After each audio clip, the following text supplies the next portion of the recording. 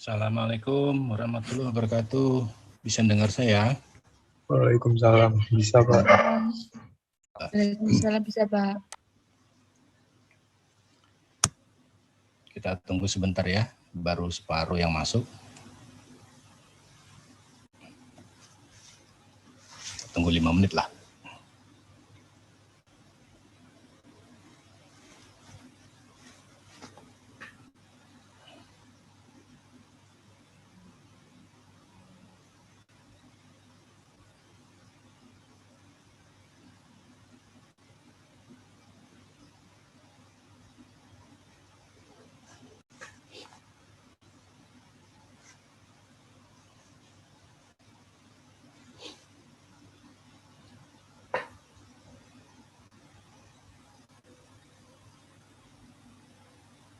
Ya, hari ini kita mulai masuk ke masalah-masalah teknis, tapi masih berupa informasi. Kita akan bicarakan pertamanya adalah sistem struktur, ya. Tapi yang akan kita bicarakan sistem struktur secara secara global gitu ya, global. Jadi seluruh sistem yang ada. Walaupun sistemnya tidak ditopang atau tidak diakui di peraturan gempa kita.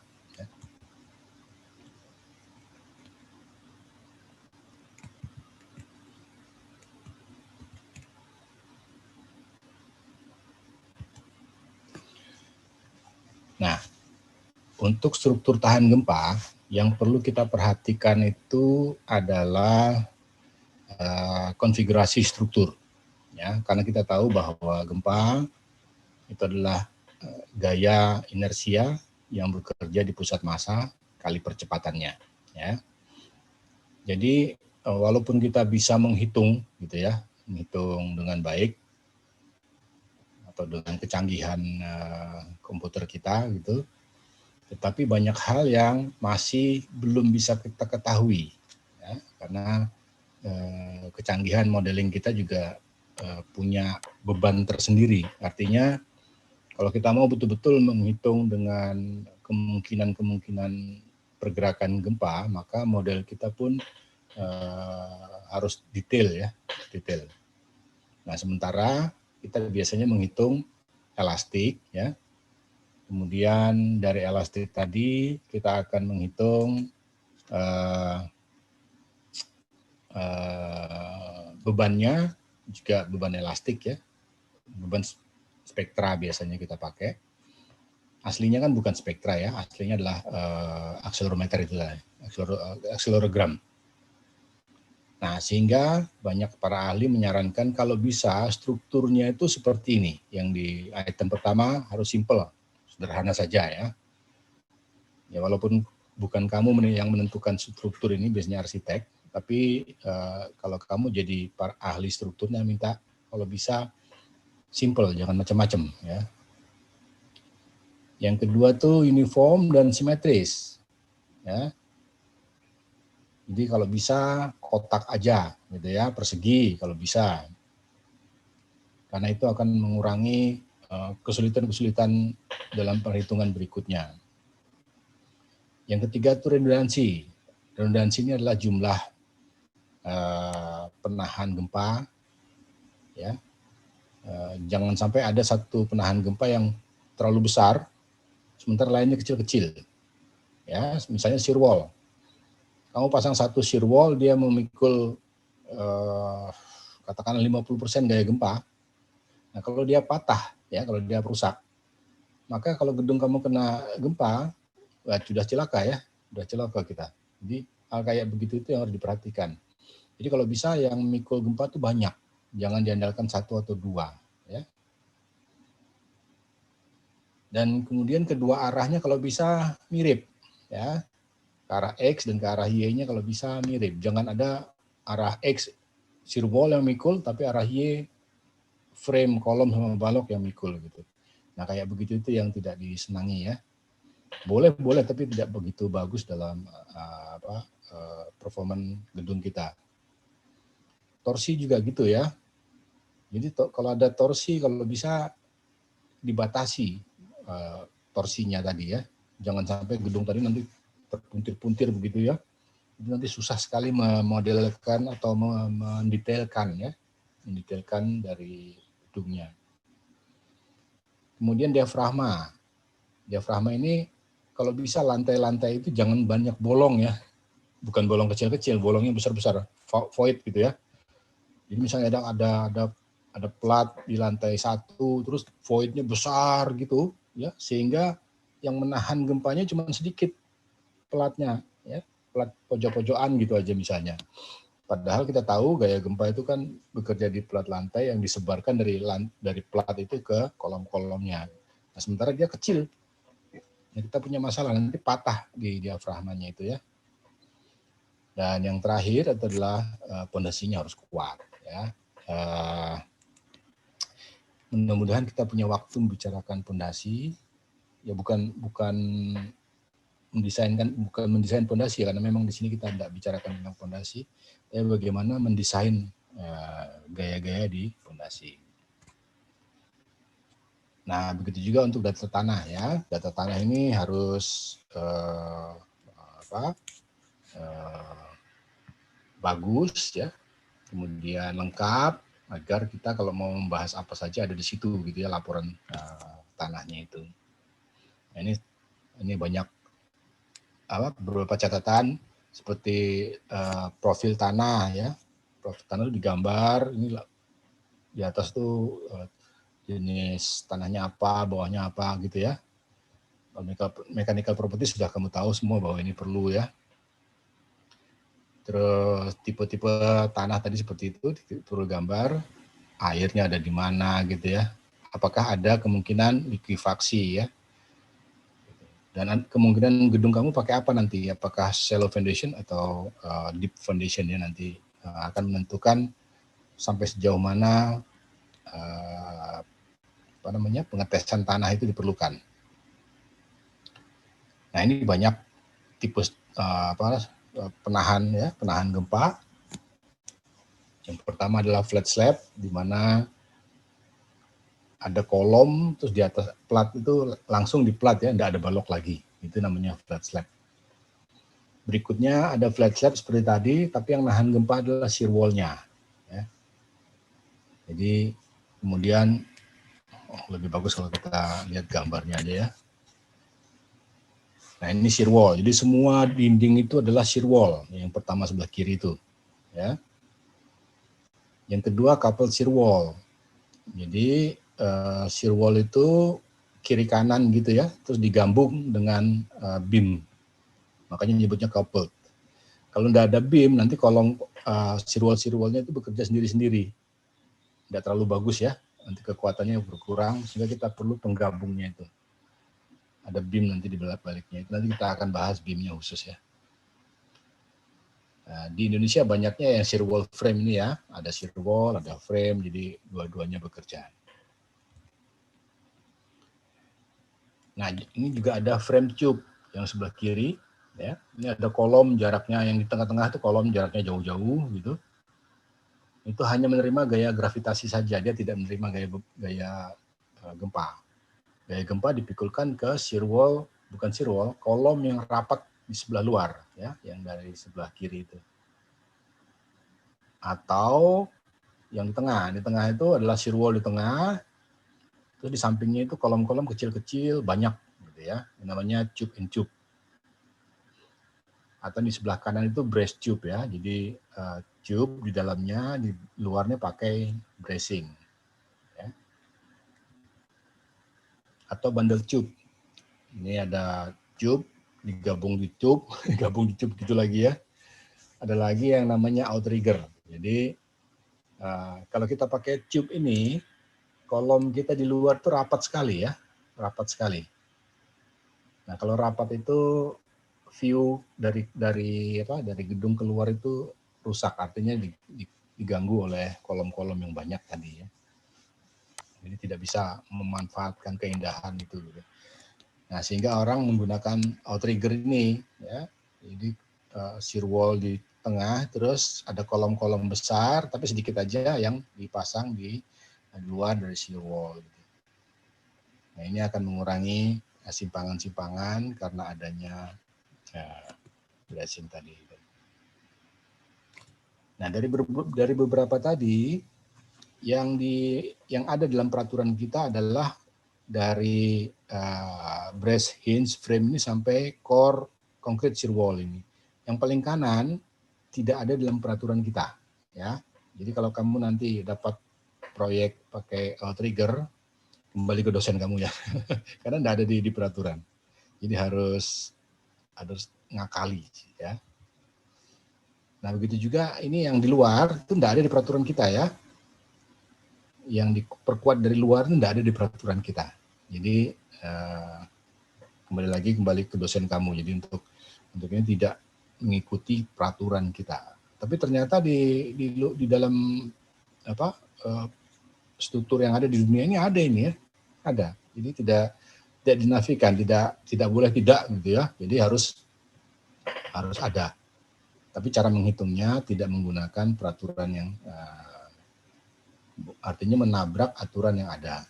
Nah, untuk itu perlu tim ahli dalam menentukan bagaimana mendesainnya, ya. Nah, ini banyak jenis gedung di dunia ini ya, macam-macam. Dan ini semuanya tidak ada di peraturan kita. Jadi peraturan kita itu masih terbatas, ya, sangat-sangat terbatas. Tidak untuk gedung yang sangat tinggi. Nah, ini seperti yang kita bicarakan kemarin. Ini adalah catatan rekod dunia, makanya ini sangat populer. Yang digitize ya, yang digitize dari gempa El Centro, Meksiko ini. Oke, saya pelan-pelan sedikit di sini adalah kita mulai membahas dinamik analisis ya. Mungkin kalau kamu nanti kuliah dinamis akan diulang lagi. Oke, jadi misalnya kita punya portal seperti sebelah portal A itu, gambar A. Nah, portal itu punya kolom, punya balok, terus punya redaman yang ada gambar dashboard di antara ujung kolom atas sama ujung kolom bawah dari portal itu adalah sebuah dashboard. Dashboard itu untuk menggambarkan sebuah redaman dari struktur ya. Bentar, mudah-mudahan kelihatan ya. Ini ada mistar ya. Ini kalau saya getarkan ya, mudah-mudahan kelihatan. Kalau saya getarkan, gitu. Dia bergetar tapi berhenti kan ya. Dia bergetar, berhenti. Nah, berhentinya ini karena redaman, ya. Karena redaman. Ini kalau redamannya 0, maka dia bergetar terus tidak akan selesai, ya. Kalau redamannya kecil, dia bergetar agak lama. Nah, jadi tergantung pada redamannya itu. Setiap material punya redaman lain-lain ya. Baja, beton, aluminium dan sebagainya punya redaman sendiri-sendiri. Nah, jadi misalnya kita punya beban PT di arah ke kanan itu ya supaya positif.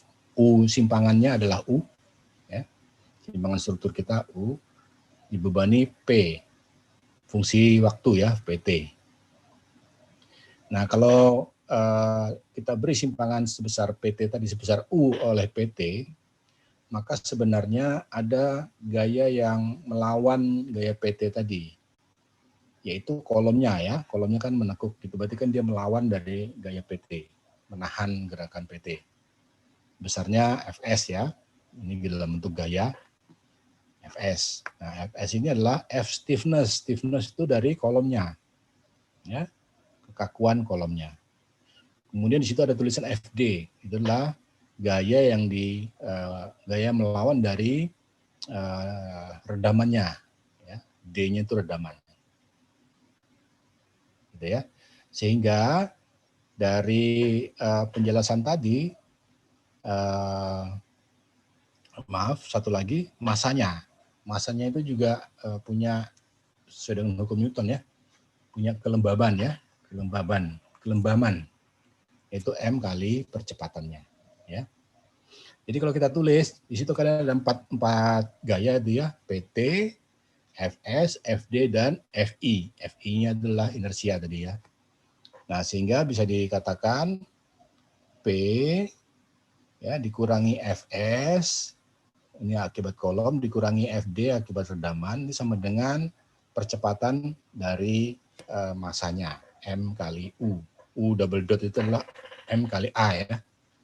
Jadi U itu simpangan, kalau kita turunkan satu jadi kecepatan, kalau kita turunkan kedua jadi percepatan ya. Mungkin di fisika kamu sudah tahu itu. Atau kita susun ulang, M kali U double dot sama dengan FD, M double dot tambah FD, saya ganti kalimatnya ya, massa kali percepatan, tambah geser dari redaman, tambah geser dari kolom atau stiffness, itu sama dengan gaya luarnya. Ya. Nah, kalau kita ganti ke physical arti fisiknya, maka massa yang di bawah itu adalah massa kali percepatan, redaman itu adalah C itu redamannya kali kecepatan. Ya. Nah, untuk Fs untuk kolom atau stiffness itu adalah K kali U.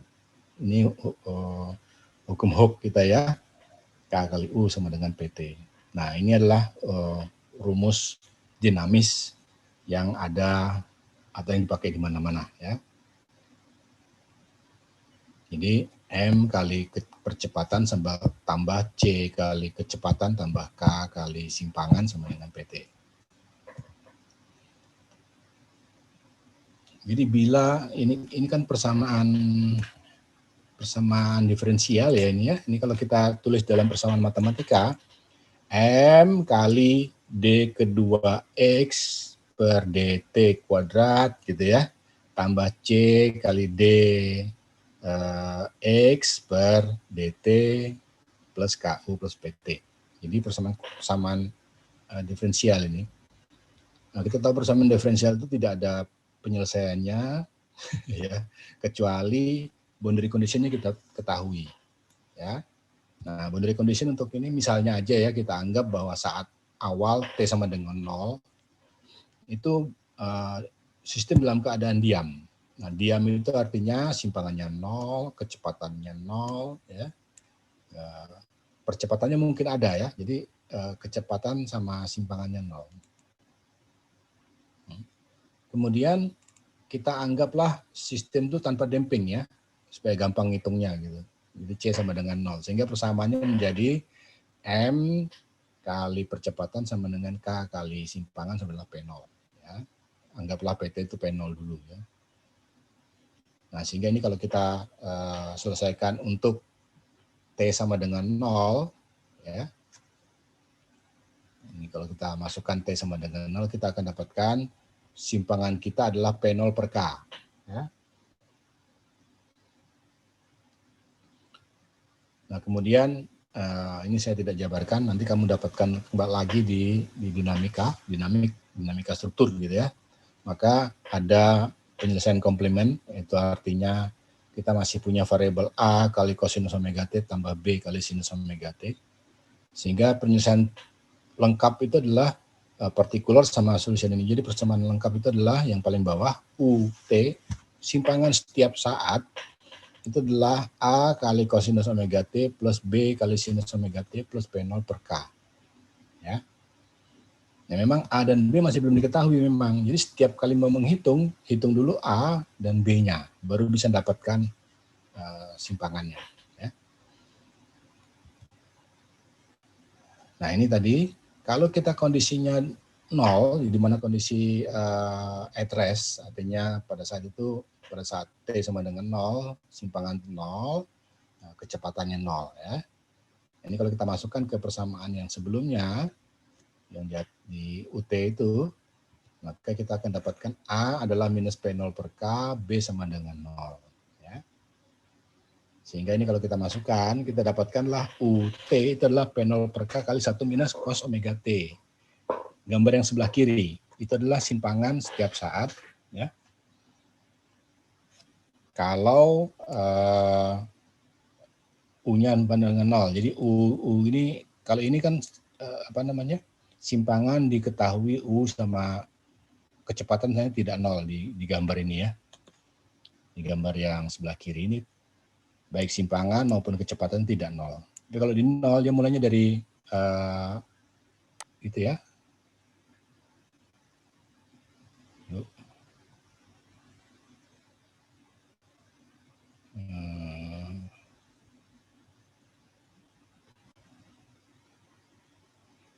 Nanti mulainya dari, yaudah, enggak pas.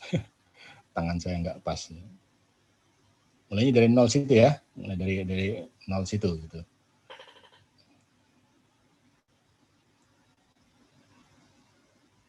Jadi bentuknya kosinus, seperti kosinus gerakan kosinus itu. Ya. Nah itu kalau tanpa damping ya, padahal dalam struktur kita seperti contoh mistar tadi, itu pasti berhenti dia ya, berarti ada dampingnya. Nah, damping itu ada beberapa nilai ya. Kalau dia lebih kecil daripada 1, kita sebut sebagai underdamping ya. Jadi dia masih bergetar. Jadi kalau diberi simpangan dia masih bergetar gitu ya. Itu adalah underdamping. Nah, kalau pas sama dengan 1 itu namanya critical damping. Jadi kalau kita tarik terus kita lepaskan, dia berhenti langsung di tengah-tengah situ ya. Itu disebut sebagai critical damping gitu. Nah, biasanya kalau kamu punya mobil-mobil bagus ya, mobil mewah itu, biasanya mereka setting dampingnya itu mendekati critical damping. Ya, jadi mobilnya itu begitu kena gelombang, begitu enggak bergerak lagi ya. Nah, kalau mobil-mobil biasa atau sepeda motor kamu kalau kena gelombang itu kan masih bergerak sedikit ya, karena dampingnya lebih besar di sana. Nah, damping digambarkan kalau di mobil atau sepeda motor itu ya shock breaker-nya itu ya, di roda itu shock breaker-nya itu. Jadi kalau dampingnya ada di sana. Nah, bagaimana bila gaya yang dikenakan itu tidak tetap? Ini tadi kan kita anggap P0 ya, statik ya, apanya P besar itu gitu. Bagaimana bila bentuknya sembarang? Jadi sembarang kayak begini ya, setiap saat berganti. Atau kalau nanti akibat maaf salah.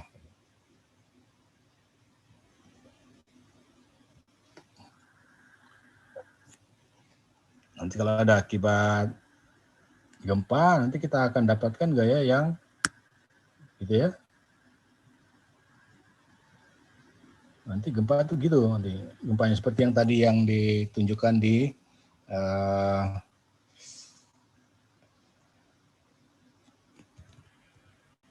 gempa ini ya, bisa dibayangkan yang kita yang percepatan itu yang di atas.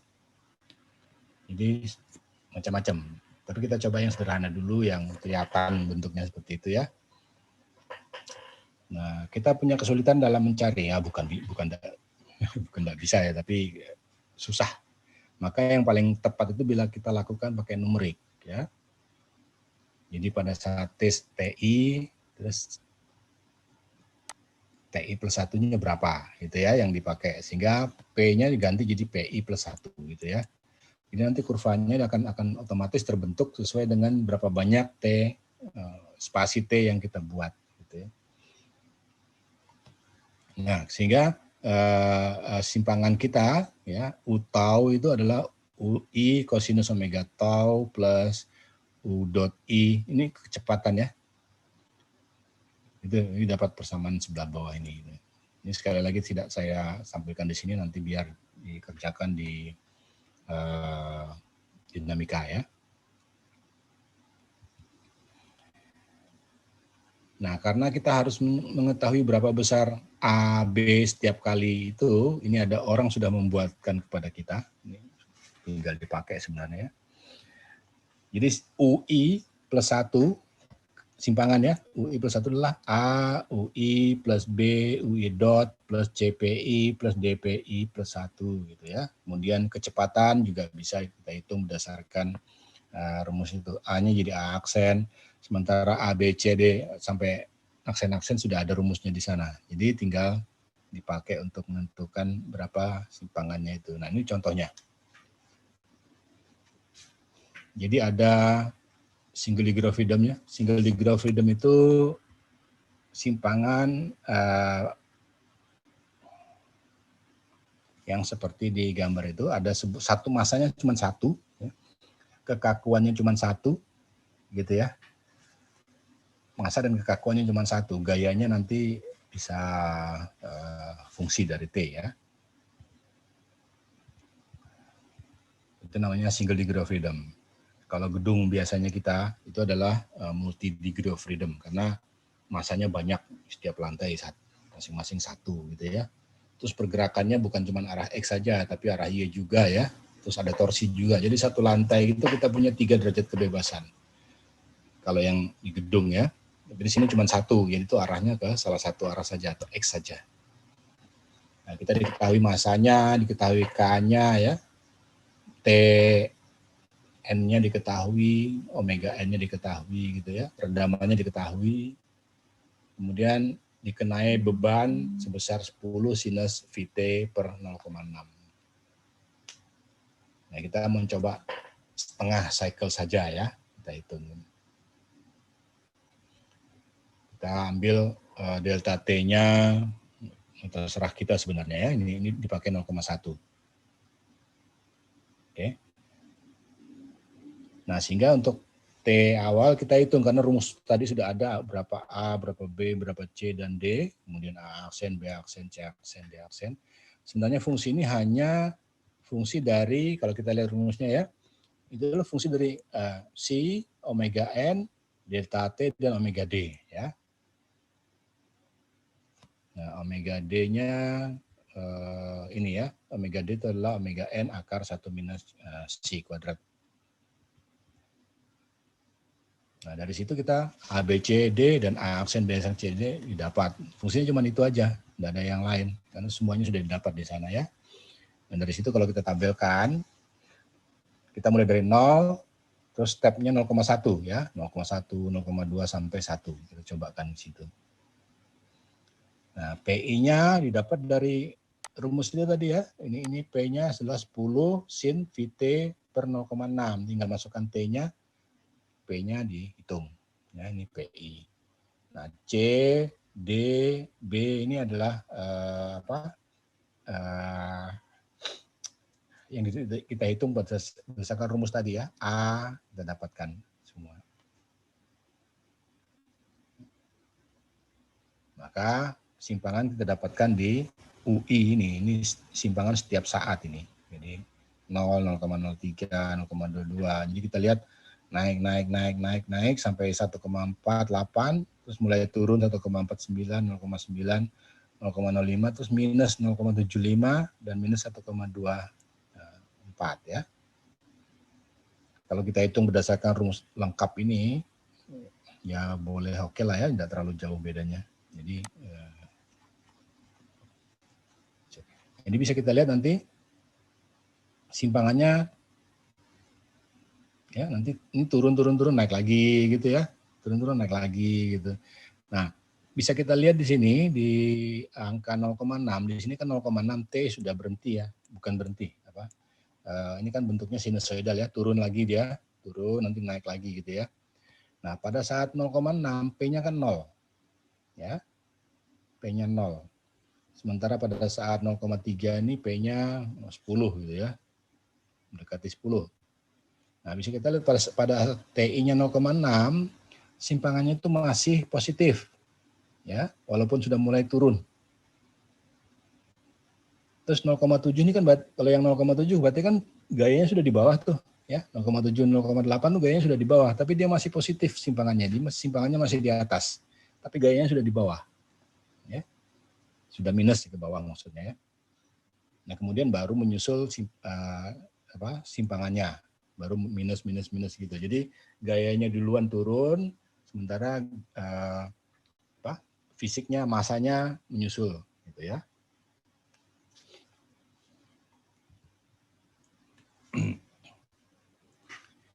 Nah, kita sedikit tentang respon histori ini yang akan kita pakai dalam hitungan gempa. Nah, sebenarnya kalau kita punya struktur itu tidak satu bandul seperti yang tadi. Kalau satu bandul yang tadi, maka T-nya cuma satu. Ya, nilainya adalah akar K per M ya. Jadi T-nya itu omega, T itu adalah seper omega. Omega itu adalah akar K per M. Jadi cuma satu angkanya. Yaitu 1 per akar K per M. Tetapi kalau struktur kita tidak satu begitu ya, seperti struktur gedung biasanya, maka nilai T-nya bisa macam-macam. Ya. Karena dia akan banyak ya. Banyak. Jadi T-nya itu macam-macam. Nah, sehingga kita sebenarnya harus menghitung berdasarkan T macam-macam itu gitu ya.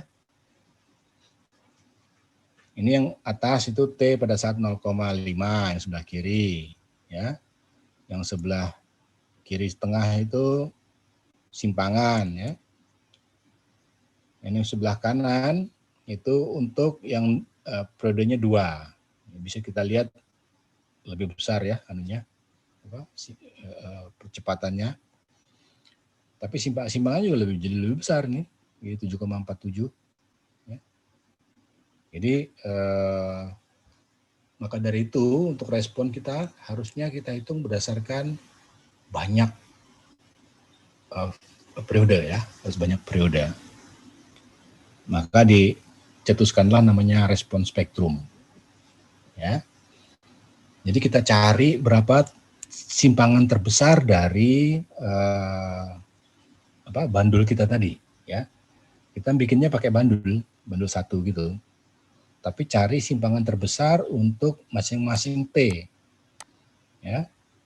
Padahal setiap T itu bergeraknya kayak begini. Ya. T-nya misalnya 0,5. Ini begini ya. Setiap saat itu dicari yang maksimumnya ya. Itu 2,67 ya.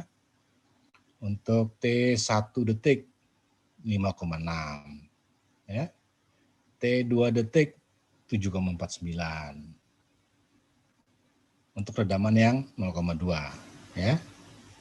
Nah, ini 7,47 maksudnya. Salah tadi ya. Nah, ini untuk redaman 0,02 ya. Biasanya kita menggunakan redaman 0,05 ya, seperti yang sebelah bawah itu. 0,05. Jadi bisa kita lihat kalau redamannya 0,02, 2% maksudnya ini, maka simpangannya 7,47. Tapi kalau redamannya 0,5, simpangan maksimumnya 5,37 ya, yang sebelah kanan bawah itu. Jadi ada hubungannya dengan T, ada hubungannya redaman juga ya. Nah, biasanya untuk spektrum kita yang di gedung itu maka redamannya dipakai yang 5% yang sebelah bawah ini ya. Tapi T-nya macam-macam nanti ya. T-nya mulai dari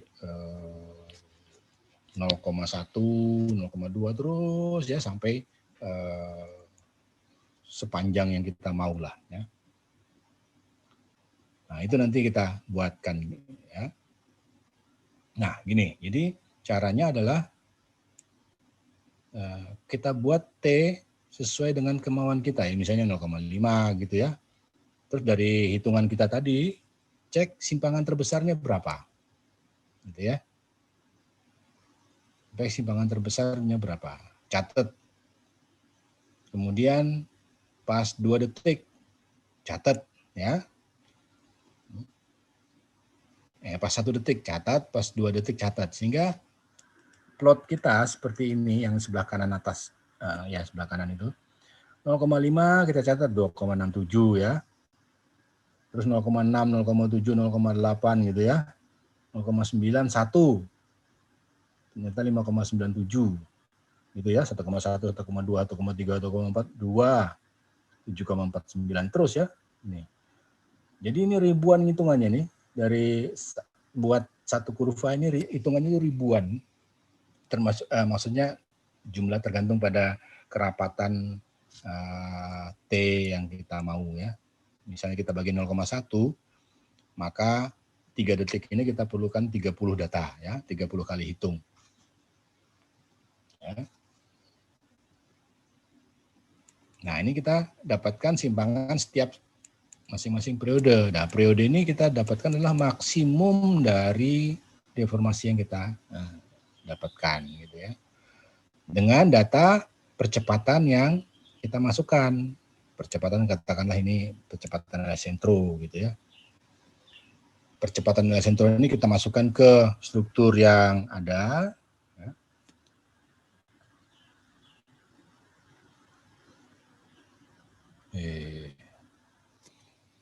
Misalnya yang di atas itu yang T 0,5, C-nya 2, hitung ya dari berapa banyak data kita. Terus catat maksimumnya ya, jadi diplot data maksimumnya itu.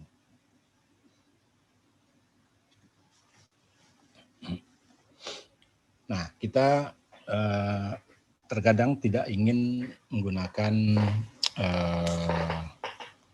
percepatan maksimum atau kecepatan maksimum, tapi kita inginnya pakai perbandingan gitu ya, perbandingan. Jadi kita tidak menyebut kecepatannya sekian gitu, tapi tidak, kita sebutkan kita perbandingan. Jadi kita bandingkan dengan energi yang ada ya. Nah, terus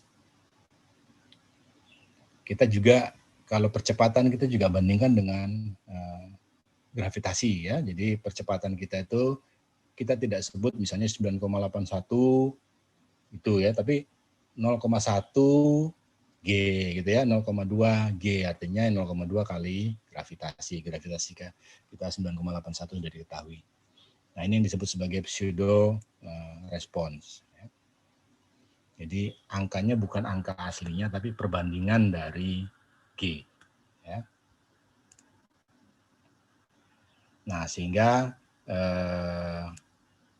kalau ini angkanya 1,5 ya, itu ada 1,5 kali G gitu ya. Makanya kita sebut sebagai pseudo spektrum.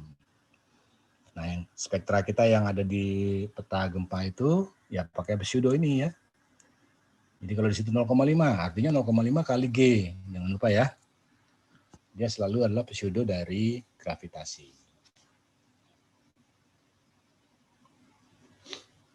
Nah, ini seperti yang saya tadi sampaikan sedikit. Jadi kita untuk membentuknya itu dari percepatan gempa ya, UG. Itu catatan gempa kita. Kemudian kita bagi, biasanya itu 0,02 detik. Jadi kalau kita punya 30 detik kali ini ya beribu-ribu ya datanya yang harus kita siapkan. Terus TN-nya tentu aja dari 0 sampai katakanlah 10 detik gitu ya. Ini TN-nya jangan terlalu besar-besar, jangan terlalu panjang-panjang gitu karena struktur kita jarang lebih dari 10 detik ya. Kecuali nanti struktur kita sudah sampai 100 meter tingginya, 100 lantai misalnya. Itu lain lagi ya. Terus damping rasio biasanya kita pakai 5% ya, 0,05. Nah, kemudian kita hitung UT-nya, simpangannya, dan percepatannya berdasarkan percepatan itu, gitu ya. Ini seperti yang tadi, kita catat yang maksimumnya kita catat setiap saat itu. Nah, kemudian simpangannya berdasarkan yang maksimum setiap saat, cari yang maksimum setiap saat, ya. Kemudian simpangan D adalah kita ambil dari simpangan, V kita ambil dari 2V per TN, kemudian A kita ambil 2V per TN kuadrat ya. Kemudian kita ulangi 2-5 ini untuk TN dan V tertentu. Ya. Tapi biasanya V-nya tetap dulu, TN-nya kita rubah. Ya. Kemudian kita plotkan dalam bentuk seperti ini. Ya. Ini biasanya kita ambil salah satu, misalnya yang merah ini 5%, ini periodenya, jadi satu-satu ya, periodenya satu misalnya 0,25 dihitung dulu sampai cari yang maksimum dulu ya, masukkan gitu ya, cari yang maksimum. Nah, ini dapat gini. Jadi bisa kita lihat dari grafik ini, maka ini tergantung pada redaman kita, ya. Makin besar redaman, makin kecil percepatan kita. Makanya untuk gedung-gedung lama yang dihitung ulang pakai gempa yang baru, itu kita pakai redaman yang lebih tinggi, ya. Kita pasang alat supaya dia bisa punya redaman yang lebih tinggi, gitu ya. Karena dengan adanya redaman tinggi, maka besarnya gempa yang masuk ke struktur itu mengecil. Ya. Itu yang pertama. Jadi dengan redaman, maka makin besar redaman, maka makin kecil gaya gempa yang masuk ke struktur. Itu yang pertama. Terus yang kedua, ada yang bisa melihat?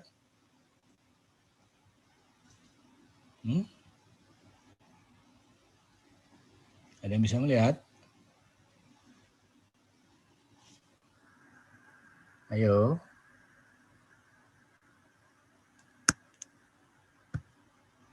Iya Pak, permisi. Melihat apa ini Pak?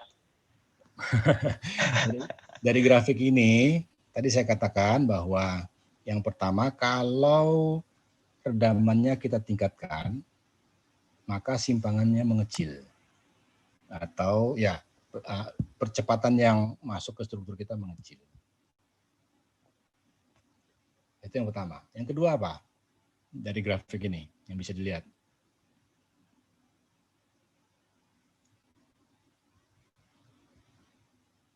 Noel, gimana Noel?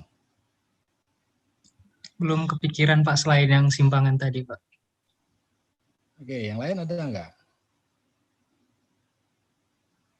Didik dia? Barania? Nggak ada? Mungkin gejalanya cepat selesai Pak. Kenapa Mas? Getarannya mungkin cepat selesai Pak. Bukan itu. Jadi yang kedua adalah bahwa makin besar periode kita, maka percepatan kita juga makin kecil. Ya. Nah, kalau percepatan kita makin kecil, berarti gaya yang masuk ke gempa kita, masuk ke struktur kita juga makin kecil. Karena percepatan ini ada hubungannya dengan gaya ya, M kali A, jangan lupa ya. Karena gedung kita punya massa, kalau percepatannya mengecil, maka gaya yang juga mengecil. Oke. Jadi dua itu yang bisa kita lihat dari grafik ini ya. Nah, begitu juga peraturan yang kita pakai ya. Jadi yang dibentuk oleh peraturan kita itu yang warna merah bagus lurus gitu, itu adalah rata-rata dari gempa-gempa yang kita susulkan yang dievaluasi di tempat kita ya. Jadi tim gempa yang pembuatan peta gempa itu sudah mengevaluasi banyak gempa, sudah di running untuk contoh seperti tadi ya, di running macam-macam T-nya nih, macam-macam T. Sebenarnya mereka tidak merunning banyak gitu ya, cuman yang bentuknya ini yang dicari. Jadi yang T1 detik, T0,5 detik yang penting-penting lah ya. Kemudian itu di running. Jadi bisa dilihat bahwa hasil macam-macam simpangan itu harus diwakili oleh spektra gempa kita ya. Untuk tanah yang sesuai. Ya. Tanah E, tanah D, tanah kuat, tanah sedang dan sebagainya itu ya. Jadi harus mendekati itu. Nah, kamu di peta gempa tidak melihat gempa yang ngeribil-ngeribilnya itu ya, tapi yang mulusnya aja yang kamu pakai ya. Tapi itu sudah mewakili semuanya. Nah, ini ada spektra yang baru ya, ada spektra yang baru. Nanti alamatnya saya tunjukkan biar kamu bisa akses. Ini peta gempa kita yang baru, jadi bentuknya seperti itu. Ya, kita nanti mau pakai alamat atau kota atau tunjuk di, kalau tidak ada nama kotanya di situ, bisa pakai koordinat globalnya ya, koordinat dia berada di mana, koordinat GPS-nya dia di mana gitu. Nanti muncul ini angka-angka ini ya. Oke. Nah, di peta sekarang, peta gempa yang ada, yang sekarang ini maksud saya yang ini ya, yang ini, itu tidak seperti dulu ya. Kalau dulu itu kurvanya itu kalau kita ambil itu semua angka-angka muncul semua ya, muncul semua angka yang ada sehingga kita tinggal ngambil, masukkan di sub, sudah selesai ya. Nah kalau sekarang yang muncul itu adalah yang SDS ya, SD1 gitu ya, kemudian PGA, udah itu aja dia yang muncul. Sehingga kita untuk kurvanya ini kita bikin sendiri. Dan TL ya, dia mengeluarkan nilai TL. Jadi untuk membuat kurva ini kita harus bikin sendiri menggunakan rumus-rumus ini ya. Jadi kalau SDS diketahui ya, terus TS diketahui, T0 diketahui, PGA diketahui, maka kurva ini bisa kita bentuk ya. Jadi untuk yang di bawah kurva yang lengkung ini adalah SA sama dengan SD1 per T. Ya. Kemudian setelah TL itu SD1 kali TL per T kuadrat. T-nya yang horizontal ini ya, sumbu horizontal.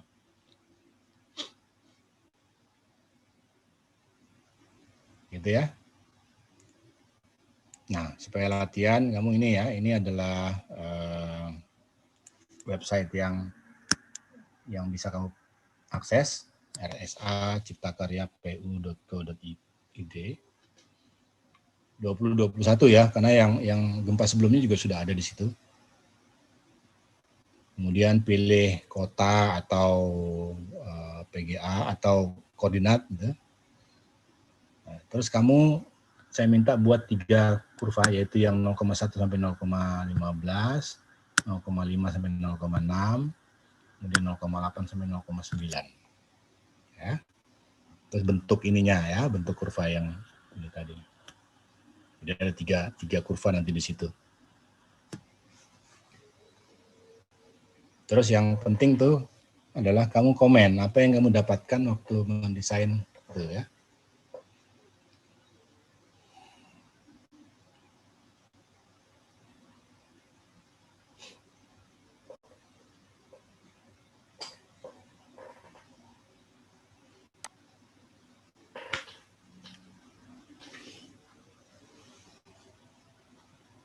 Oke, ada pertanyaan?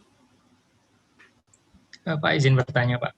Iya, gimana Nel? Tadi yang dynamic analysis itu kan untuk struktur gedung kan Pak, ketika ada gaya bekerja kan ada 2 yang menghambat ya Pak. Pertama dari kekakuan kolom sama satu lagi dumping tadi ya Pak. Iya, iya. Dumping itu maksudnya dari mana ya Pak? Dan seperti apa? Saya kurang paham yang dumping gitu.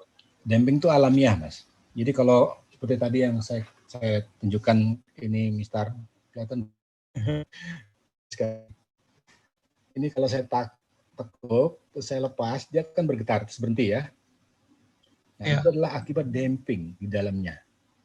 Molekul-molekul di dalam mistar ini menyebabkan ada damping.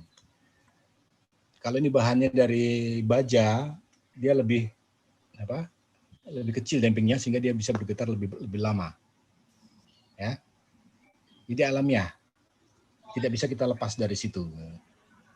Oh.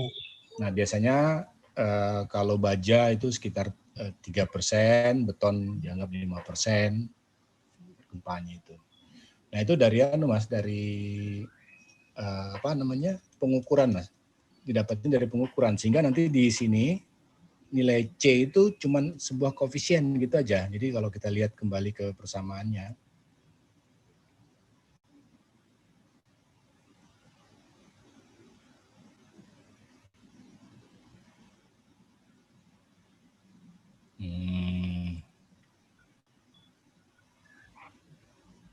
Itu Pak. nah ini ya, ini C gitu aja. C ya 0,5, 0,6. Jadi sebuah itu. Nanti kalau kamu dapat dinamika struktur, C itu didapat Mas. Jadi ada sebuah, kalau kayak ini tadi Mister tadi ditarik terus dilemparkan ke atas gitu. Nanti bentuknya itu diukur ya. di gambar. Nanti dari situ kita bisa tahu berapa dampingnya. Mistar itu ya. Jadi setiap sebuah material itu punya damping yang lain-lain. Nah, kalau kamu lihat kalau saya ambil pendek begini, dia cepat berhenti ya. Bukan berarti dia ini dampingnya lebih besar ya. Karena material itu sama dampingnya. Jadi kalau saya ambil panjang seperti ini, dia lebih lama berhentinya kan ya. Lebih lama berhentinya. Tapi nilai dampingnya sama ini. Nah, ini yang membedakan antara satu dan yang lain, ini kekakuannya besar ya. Kalau pendek itu kekakuannya besar, jadi cepat berhenti dia. Jadi kalau kekakuannya kecil seperti yang panjang ini, maka dia bisa punya waktu lah sebelum berhenti gitu ya. Maka kekakuan sama damping itu jadi satu kesatuan, jadi tidak bisa dilepaskan. Ya, jadi material Mas, damping itu termasuk material. Nah, kalau di mobil materialnya diganti dengan oli, di dalamnya diisi oli atau diisi udara juga boleh ya, isi udara juga boleh. Jadi dampingnya dirubah, jadi tidak lagi natural. Di sini kita sebut natural. Kalau di situ artifisial ya, di shock breaker kamu itu artifisial, dibuat sedemikian rupa dampingnya. Tapi di sipil kan tidak pernah, jarang ya kita buat gitu ya. Walaupun belakangan kita bisa buat, jadi kita pasang alat yang bisa dampingnya besar gitu. Gitu ya mengenai damping Mas. Terus ada pertanyaan lain? Iya Pak, sama itu ya Pak, lanjut. Tadi ada huruf Yunani yang saya kurang paham Pak. Itu satuannya persen kalau nggak salah tadi ya Pak. Yang mana? Ya. Damping? Iya, dia kayak apa ya tadi? Saya sebenarnya nggak tahu Pak namanya, tapi huruf Yunani gitu. Mungkin coba Pak di Spectra for Different Damping, halaman ke-26.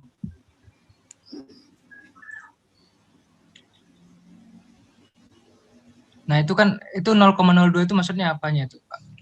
Itu dampingnya. Oh, bukan C, itu C tadi berarti ya Pak? Ini koefisien Mas, C itu adalah absolut, ini adalah koefisien. Jadi kita bicarakan C per, kalau di sini kita hanya membicarakan masalah perbandingan antara nilai damping absolut terhadap damping yang berlaku. Jadi di sini ini pakai nyebutnya koefisien gitu. Ini dalam persen ini. 0,02 itu kan 2% ya, 0,05 5%.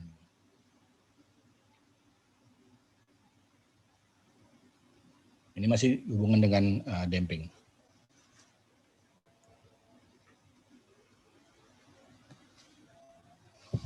Sama ini Pak, satu lagi Pak. Itu tadi saya kurang paham Pak. Itu yang 0,05 sama 0,1 itu perbedaan apanya ya Pak? Iya dampingnya. Oh. Ini semuanya psi ini, semuanya damping ini. Jadi Semuanya damping ya Pak? Yang hitam ini damping 2%, yang merah damping 5%, yang biru damping 10%. Okay. Jadi makin besar dampingnya, maka nanti percepatan kita berkurang, kecepatan kita berkurang, simpangan kita juga mengecil.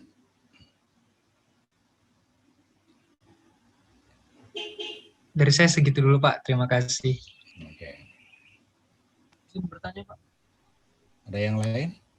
Iya, salah. Ya, izin bertanya Pak. Ya silakan. Ya, sebelumnya perkenalkan nama saya Rendra. Mungkin menyambung pertanyaan dari Immanuel tadi Pak ya. Mengenai ini kan berarti bukan damping yang C itu kan Pak, yang huruf apa sih? Bukan. Ya, bukan, ini koefisien kan Pak. Tadi Bapak sempat menyebut damping absolut dibanding dengan damping yang berlaku kan Pak ya? Iya. Nah, tadi kan Bapak udah sempat ngejelasin bahwa damping ini kan natural ya dari materialnya gitu Pak. Kita tahu dampingnya berapa karena dari material. Betul. Nah, ini saya jadi agak bingung Pak, kenapa jadi ada dua damping Pak, damping absolut dan damping yang berlaku ini bedanya seperti apa ya Pak? Bukan gitu, cara kita menyebut ya, kita di dunia teknik sipil itu lebih suka menggunakan istilah rasio damping rasio. Itu C per C total tadi ya. C per C absolut. C per C absolut. Nah, C per C absolut ini sama didapatnya dari material tadi, ya. Hanya saja cara kita mendapatkan nilainya, kalau C absolut itu masih dikalikan dengan massa, vektor massa dan sebagainya gitu, Mas. Makanya kita jarang pakai itu. Jadi kalau bisa pakai ini aja. Jadi kita enggak ada mikirin orang tempat lain gitu. C itu aja. Jadi untuk memudahkan kita menjabarkan nilai C, sebenarnya cuma itu aja. Ya. Jadi kalau C absolut itu tergantung pada macam-macam, nanti dikalikan M, matrik M dan sebagainya, Mas, untuk C-nya. Untuk C absolut. Nah, kalau ini adalah nilai C ini dibagi dengan absolut tadi. Jadi perbandingannya cuma pakai jadi mudah bagi kita. Pokoknya 2%, 5% gitu aja. Dampingnya. Berarti yang memang dipakai di sipil memang selalu ini apa ya berarti? Selalu pakai rasio. Oh. Dan itu pun maksudnya memang udah dari sananya gitu Pak ya? Iya. Memang dari materialnya begitu Pak? Dari materialnya. Oh, baik Pak. Terima kasih.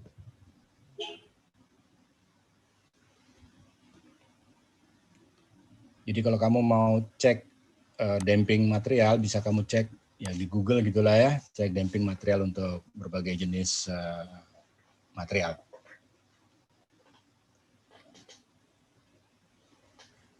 Oke, ada lagi yang mau bertanya?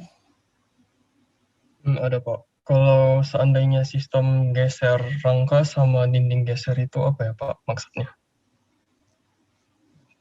Yang tadi ya.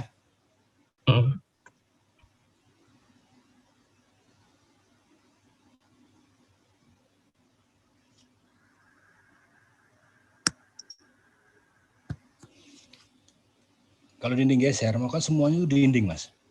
Semua itu dinding semua. Jadi tidak ada kolom. Ya. Nah, kalau shear wall frame, ada frame-nya yang mikul gempa, ada shear wall-nya yang mikul gempa. Jadi seluruhnya bekerja sama gitu.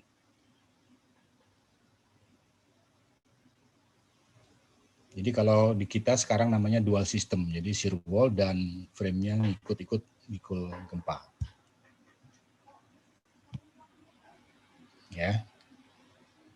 Oke Pak. Lalu koefisiennya itu pakai yang di mana ya Pak? Soalnya sumbernya beda-beda semua. Gimana Mas? Yang koefisien kalau yang sistem geser rangka sama dinding geser yang tetap 5% Mas kita. Oh, oke. Ya karena bahan kan. Ya kalau bahan 5%. Sekarang baja aja dianggap 5% juga. Jadi enggak ada masalah apakah dia sistem model apa, tapi redamannya tetap redaman materialnya. Oke Pak, terima kasih Pak. Jadi ya sekali lagi redaman tadi berdasarkan material ya, bukan berdasarkan sistem struktur kita. Ya, mau sistem rangka, mau shear wall, mau apa aja, kalau dia beton kita ambil 5% gitu. Kalau baja ada yang berani ngambil 3%. Ya.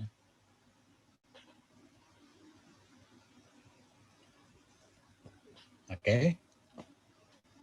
Ada lagi? Pak, permisi izin bertanya Pak. Yeah. Yang tentang tugasnya. Yeah. Yang tadi Bapak sempat bilang, itu nanti kita berarti outputnya bikin suatu grafik yang garis merah itu ya Pak ya? Sebenarnya kan diminta ada tiga grafik nanti munculnya. Iya Pak. Ya kayak gini nanti bentuknya gitu. Terus yang ingin saya tanyakan, saya kan ini kebetulan habis buka websitenya juga ya Pak. Nah itu ada kelas tanah atau kelas tanahnya ya, kelas batuannya. Yeah. Nah itu pakai yang mana Pak? Maksudnya apakah misalnya kita pilih kota Banda Aceh misalnya Pak ya? Kan di skala 0,9 G. Berarti kita gambar 4 garis untuk 4 tanah yang berbeda gitu. Apa kita pilih salah satu jenis tanah aja? Ya 4-4-nya Mas. Oh iya. Ya udah. Makasih, Pak. Ya. Oke, ada lagi?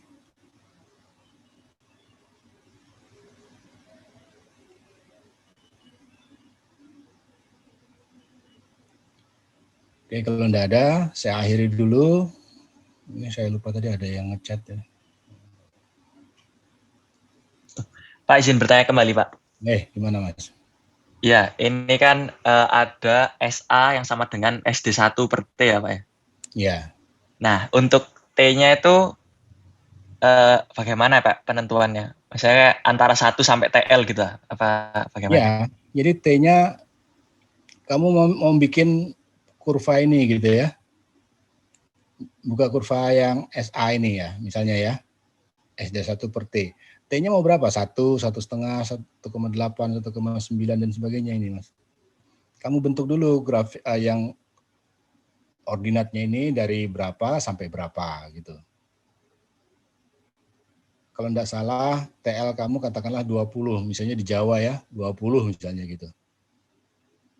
Ya. Maka dari 0 sampai 20 itu kamu bagi berapa? Halo, Mas, ya. Iya, Pak.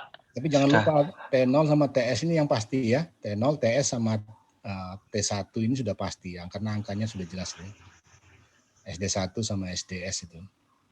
Iya. Nah, berikutnya itu ya SD1 per T. Ya, tinggal SD1-nya kan tetap nih angkanya dibagi dengan T kamu. Misalnya kamu bikin 1,1 ya dibagi 1,1, 1,2 ya dibagi SD1 bagi 1,2 sehingga kurvanya terbentuk. Iya, Pak. Terima kasih, Pak. Ya.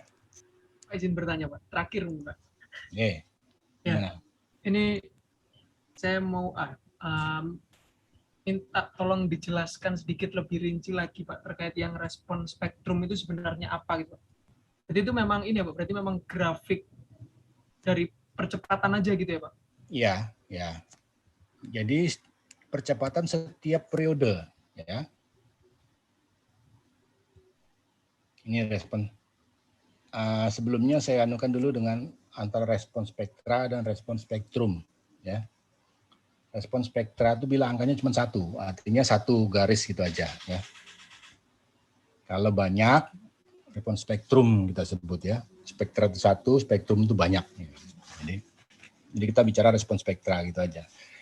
Jadi respon spektra ini menghubungkan antara periode gedung kita yang T dalam bentuk detik ini terhadap percepatan yang bisa masuk ke dalam gedungnya. Ya. Jadi kalau di antara T0 sampai TS itu paling tinggi percepatannya. Ya. Kemudian kalau T-nya membesar, itu ya naik T-nya, maka spektranya juga mengecil, ya. Percepatannya juga mengecil. Gitu. Jadi spektra itulah kurva yang menghubungkan antara periode gedung dengan percepatan dari tanah ya. Jadi percepatannya percepatan tanah ya. Periodenya periode gedung.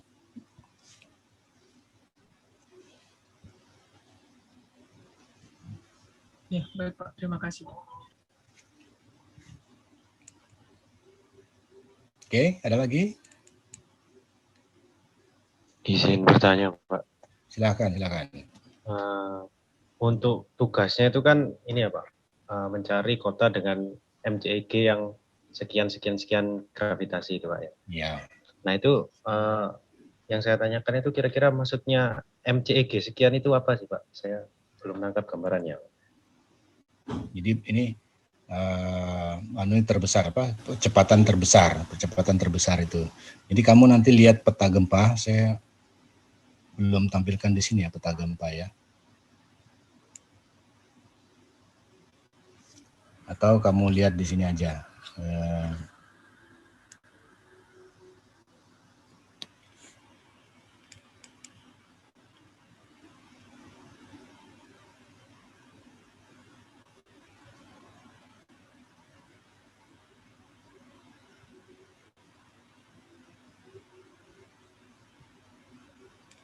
Nah, kalau misalnya kita minta nama kota ya. kota Surabaya Sembarang ini tidak ada hubungannya dengan yang apa? Ya, error ya. Nah, kita lihat ini Mas, MCER ini Mas. MCER ini peta gempa. Nah, ini ya. Kelihatan nggak? Lihat, Pak. Lihat ya. Nah, kita lihat ini yang dari misalnya berapa? 0,3, cari yang warna 0 atau yang 0,25 sampai 0,3 yang hijau ya. Cari yang mana yang hijau daerah situ gitu ya. Nah, ini misalnya ini Palangkaraya ya, sekitar sini, sekitar Banjarmasin hijau. Itu antara 0,25 sampai 0,3. Nah, kamu kan ditugaskan angka-angka tertentu kan ya? Halo? Iya, Pak. Tadi yang diminta di soal MCER apa MCEG? MCER kan? MCEG Pak. Oh, MCEG Pak. MCEG Pak. MCEG di sini juga ada nih. Sini minta MCEG. Oh, baik. Minta yang mana ya? Pada semua petanya.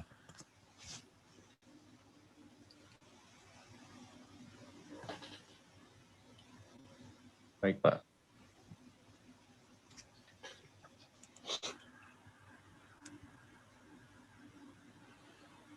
Oke.